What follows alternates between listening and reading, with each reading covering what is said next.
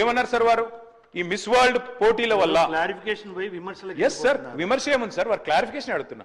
Miss world పోటీల వల్ల ఆదాయం వస్తుంది రాష్ట్రానికి, కొలువులు వస్తాయి, ఉద్యోగాలు వస్తాయి అన్నారు. ఎట్లొస్తాయి, ఏడికెళ్ళు వస్తాయి చెప్పాలని చెప్పి నేను కోరుతా ఉన్నా. నెంబర్ 1. నెంబర్ 2 అధ్యక్ష, నేను ఒకటే అడుగుతా ఉన్నా అధ్యక్ష, మిస్ వరల్డ్ కి 54 కోట్లు ఖర్చు పెడితే తప్ప అంటున్నారు.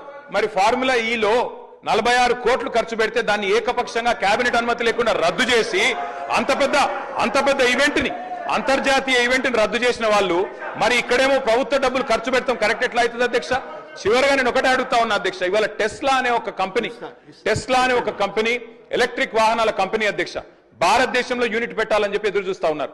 ఫార్ములా ఈ రద్దు చేసి అప్రతిష్టను మూతగట్టుకొని ఇవాళ 700 కోట్లు మొదటి రేస్తో వస్తే రాష్ట్ర ప్రభుత్వానికి ఆదాయం, ఆ ఈవెంట్ను మూర్ఖంగా రద్దు చేయడమే కాకుండా ఇంకా మళ్ళీ ఈ రోజు ఇంకో ఈవెంట్కు 56 కోట్లు ఖర్చు పెడుతున్నాం, తప్పెట్లయిద్దని మంత్రి గారు అంటే నేను అడుగుతా ఉన్నా అధ్యక్ష, ఇది మీ డబుల్ స్టాండర్డ్స్ కాదా?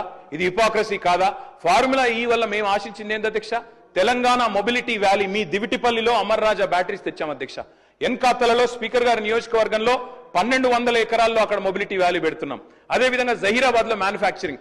ఇన్ని చేసిన ప్రభుత్వాన్ని మరి బద్నాం చేసి ఇలా మిస్ వరల్డ్ మాత్రం మొత్తం కొలువులు వస్తాయి, ఆదాయం వస్తుంది రాష్ట్రానికంటే ఎవరిని మోసం చేస్తున్నారు మంత్రి గారిని అడుగుతానో క్లారిఫై చేయాలని కోరుతాం.